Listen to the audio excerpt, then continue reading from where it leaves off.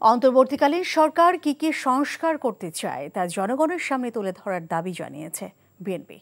সংস্কারের জন্য সময় নির্ধারণের দাবি করে দলের মহাসচিব মির্জা ফখরুল ইসলাম আলমগীর বলেছেন, যৌক্তিক সময়ের মধ্যে নির্বাচন করে ক্ষমতা জনগণের হাতে তুলে দিতে হবে।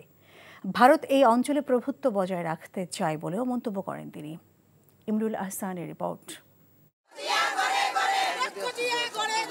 জাতীয়তাবাদী মহিলা দলের ৪৬তম প্রতিষ্ঠাবার্ষিকী উপলক্ষে সংগঠনের নেতাকর্মীদের নিয়ে বিএনপির প্রতিষ্ঠাতা শহীদ রাষ্ট্রপতি জিয়াউর রহমানের মাজারে শ্রদ্ধা জানান বিএনপির মহাসচিব।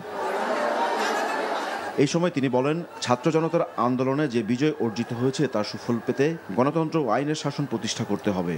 নির্বাচন ও সংস্কার ইস্যুতে দলের অবস্থানও তুলে ধরেন তিনি। দুবার দেখা করেছি আমরা আপনার এই অন্তর্বর্তীকালীন সরকারের প্রধান এবং তাদের সদস্যদের সঙ্গে।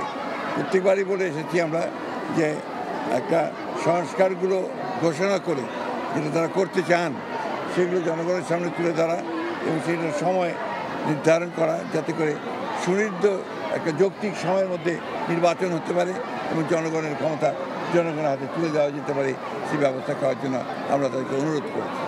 ভারতের সশস্ত্র বাহিনীকে যুদ্ধের জন্য প্রস্তুত থাকতে হবে প্রতিরক্ষা মন্ত্রী রাজনাথ সিংয়ের এমন বক্তব্যের জবাব দেন মির্জা ফখরুল।